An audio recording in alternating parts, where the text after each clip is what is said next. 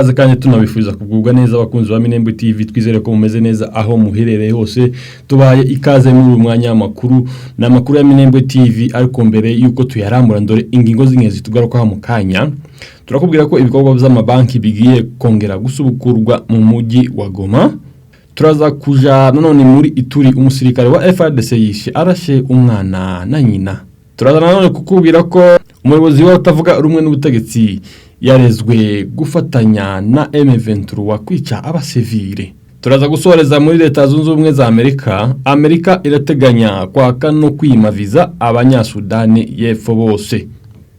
Ikaze muri umwanya makuru, ariko mbere yo kubarambura twe kubisa ko byoroshe kuba wakora subscribe kuri channel yacu cyangwa se kuri Minembwe TV kugira ngo amakuru azoza kugeraho mu bambere. Reka amakuru yacu tuyahere muri Goma.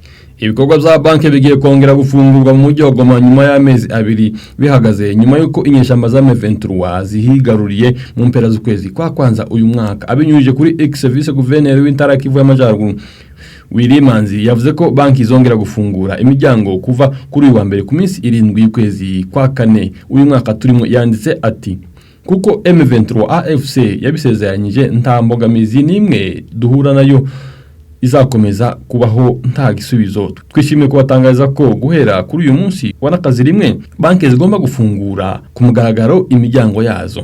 Ubutumwa bwa Vice Guverneur wa Kivu y'Amajyaruguru kandi werekejwe n'itangazo ryashizwe ahagaragara n'ibiro bya Guverneur kuri uyu wa gatandatu ushize, yemeza ko banki zo mu mujyi wa Goma zigiye kongera gufungurwa. Ni nyuma y'ifatwa ry'umujyi wa Goma, Leta Kinshasa yafatiriye amafaranga ari muri za banki bituma gusubukura ibikorwa by'ubukungu nyuma y'intambara muri uyu mujyi wa Goma bigorana cyane. Tukiri mu burasirazuba bwa Repubulika ya Demokarasi ya Kongo, tuje muri Ituri, umusirikare wa FARDC yishe arashe umwana na nyina. Mu ijoro ryo kuwa gatandatu ku minsi 4 y'ukwezi kwa kane umwaka wa 2025, umusirikare wa FARDC yarashe yegereye umwana na nyina w'imyaka 20 ahitwa Ibwanasura mu muhana uherereye mu birometero 39 uvuye muri centre y'ubucuruzi ya Komanda muri territoire ya Irumu mu ntara ya Ituri.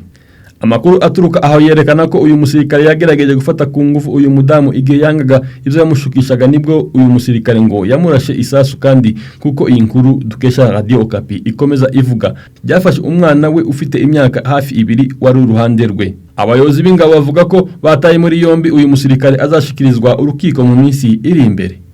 Tuve mu burasirazuba bwa Repubulika ya Demokarasi ya Kongo aho gutuje mu mugwa mukuru wayo Kinshasa, abantu ibihumbi n'imodoka baheze ku kiraro cyangiri kuva n'iposho rishize. Ibihumbi n'ibihumbi by'abantu n'imodoka baheze ku kiraro cyangiri kuva ejo kuwa gatandatu Kinshasa mu mugwa mukuru wa Repubulika ya Demokarasi ya Kongo nyuma y'umwuzure ukomeye wahabaye. Amazi ava mu ruzi rwangiri yarenze inkombe zarwo bituma umwuzure wibasira ibice biwegereye cyane ahitwa Nkandanu, Petro Kongo ndetse na quartier y'umunani. Abantu benshi baraye kuri ico kiraro baheze mu modoka zabo kubera kubura aho banyura, kuko zatangajwe na Radio Okapi dukesha iyi nkuru ibinyujije ku rubuga rwayo rwa X. Biravuga ko ibyabaye byateje igihombo gikomeye ndetse ko abantu bapfuye nubwo umubare nyawo utaramenyekana. Tukiri muri Kongo Kinshasa cyane mu mugwa mukuru wayo, umuyobozi watavuga rumwe n'ubutegetsi bwa Kisegeti yarezwe gufatanya na M23 ngo mu kwica abasivile. Guverinoma ya Repubulika ya Demokarasi ya Kongo yatangaje ko ikomeje inzira zisabwa zose zigamije gukurikirana mu nkiko abayobozi babiri batavuga n'ubutegetsi bwa Repubulika ya Demokarasi ya Kongo gufatanya n'umutwe wa M23 mu bikorwa by'ubwicanyi byabaye mu ntara za Kivu zombi. Mwitangazo ryashizwe ahagaragara ku munsi w'ejo kuwa gatandatu, Minembwe TV ifitiye kopi, Ministeri w'Ubutabera Constant Mutamba yategetse ko ubushinjacyaha bukuru bwa FARDC ingabo za Repubulika ya Demokarasi ya Kongo gushikiriza urukiko rw'ikirenga ikirego kiregwamo abayobozi babiri batavuga n'ubutegetsi bwa Repubulika ya Demokarasi ya Kongo barimo Franco Diagon na Joseph Mukumadi, ngo kubera ubufatanyacyaha bwabo mu bwicanyi bwakozwe n'inyeshamba z'umutwe wa M23 mu ntara ya Kivu y'Amajyepfo. Bwana Mutamba nongeyeho kandi ko mu rwego rwo gukumira ibijanye nuko botoroka yategetse ko hafatwa imitungo yabo, haba iyimukanwa n'itimukanwa iherereye mu mugwa mukuru wa Kinshasa no mu ntara z'iki gihugu. Leta ya Repubulika ya Demokarasi ya Kongo itangaje ibi mu gihe hashize iminsi mike uyu muyobozi watavuga rumwe n'umutegetsi bwa Repubulika ya Demokarasi ya Kongo Frank Diongo yahuye n'abayobozi b'umutwe wa M23 muri Uganda. Binavuga ko iyi nama yagiranye n'abayobozi b'uyu mutwe wa M23 ariyo Leta Kinshasa yashingiyeho imushinje uruhare mu bwicanyi bwakorewe abaturage mu ntara Kivu y'Amajyaruguru n'Amajyepfo ndetse no guteza imyigaragambyo ikomeye mu baturage ba Kongo.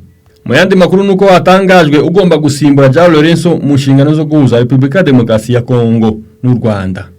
Umuryango wa Afrika yunze ubumwe watangaje ko Perezida wa Togo Faure Gnassingbe yahawe inshingano zo kuba umuhuza musha mu biganiro bigamije kugarura amahoro mu burasirazuba bwa Repubulika ya Demokarasi ya Kongo. Twibutsa ko ibi bibaye nyuma y'uko ku minsi 24 y'ukwezi kwa gatatu Perezida wa Angola João Lourenço yatangaje ko avuye ku mwanya w'ubuhuza hagati mu bibazo bya Repubulika ya Demokarasi ya Kongo n'u Rwanda. Makuru yacu reka tuyakomeza muri Leta Zunze Ubumwe za Amerika irateganya kwaka no kwima visa abanyasudani y'Epfo. Nipacho ku minsi 5 y'ukwezi kwa kane umunyamabanga mukuru wa Leta Zunze Ubumwe za Amerika ushinzwe ububanyi n'amahanga Marco Rubio yatangaje ko ahafata ingamba zo gukuraho visa zose zifitwe n'abafite pasiporo yo muri Sudani y'Epfo ndetse no kubuza ko izindi zatangwa kugira ngo bibabuze kwinjira muri Amerika. Rubio yavuze ku mbuga nkoranyambaga ko impamvu y'iki cyemezo ari uko guverinoma y'Igihugu ya Sudani y'Epfo itemeye gutahukana ko abaturage bayo basubijwe iwabo mu gihe gikwiye. Yagize ati kundafata ingamba zo gukuraho visa zose zifitwe n'abafite pasiporo yo muri Sudani y'Epfo no kubuza ko hafatwa izindi kugira ngo hatabaho kwinjira muri Amerika bitangiye gukurikizwa ako kanya kubera ko guverinoma y'inzibacyuho ya Sudani y'Epfo itemeye itahukanwa ry'abaturage bayo basubijwe iwabo repatriade mu gihe gikwiye. Rubio yongeyeho ati icyakora Washington DC izaba yiteguye gusubiramo ivyo bikorwa Sudani y'Epfo niyemera ubufatanye busesuye. Nico cyemezo cya mbere nk'iki gifashwe cyo kwaka no kwima visa abafite pasiporo bose y'ibihugu runaka kuva Donald Trump yizeza kwita ku bibazo by'abimukira byimbitse kuva yasubira muri White House kuva mu kwezi kwa kwanza ku minsi 20. Tuje gato muri Israeli abadepite bo mu Bwongereza babujijwe kwinjira muri ico gihugu. Abadepite bari mu Bwongereza bashigikiye Palestine banguye kwinjira muri Israeli bashinjwa gushaka gukwirakwiza imvugo z'urwango. Ku itariki 5 z'ukwezi kwa kane uyu mwaka amasaha y'umugoroba nibwo abadepite barimo Abitsama Mohamed na mugenzi we Yuan Yanga bageze i Tel Aviv ku kibuga cy'indege cya Ben Gurion ari naho bahaswe ibibazo kubijanye n'ikibazanye muri Israeli. Mu gusubiza abashinzwe imipaka abadepite bavuze ko baje mu ruzinduko rw'intumwa z'inteko ishinga amategeko y'Ubwongereza. Ibi ariko byatewe utwatsi n'abayobozi bo muri Israeli bavuze ko babesha ku kibagenza mu gihugu cyabo. Aba bayobozi bavuze ko aba badepite bagamije kwandika kubijanye n'umutekano wa Israeli no gukwirakwiza imvugo z'urwango. Mu itangazo ryasohowe na ambasade ya Israeli mu Bwongereza yavuze ko Mohamed na Yange babujijwe kwinjira nyuma gushinja Israeli ibirego by'ibinyoma no gukwirakwiza imvugo z'urwango hamwe no gushigikira ibihano byafatiwe aba ministere bo muri Israeli. Iyi ambasade kandi yavuze ko abadepite bari gukora ubukangurambaga bwo kwangisha abantu Israeli kandi ko uruzundiko rwabo rwarugamije kugirira nabi abaturage ba Israeli. Yasoje avuga ko ari inshingano za Israeli gukumira abantu nk'abo ngabo. Minisitiri w'ububanyi n'amahanga w'Ubwongereza David Lammy yavuze ko iki cyemezo cya Israeli kitemewe kidafite inshingiro kandi giteye impungenge. Ati nasobanuriye bagenzi banje bo muri guverinoma ya Israeli ko ubwo atari bwo buryo bwo gufata abadepite bo mu Bwongereza kandi uyu mugoroba twavuganye n'abadepite bombi kugira ngo tubafashe. Reka tugushimire twabanye muri uyu mwanya makuru wakoze cyane na makuru ya Minembe TV mwateguriye kandi mwagejweho na Nkunda. Reka duhure makuru yacu ataha gusa twebutsa ko byoroshye kuba wakora subscribe, share, like, comment kugira ngo uzuzuba uwa mbere ubona ibiganiro n'amakuru tuba twaguteguriye. Mukomeza mugire ibihe byiza duhure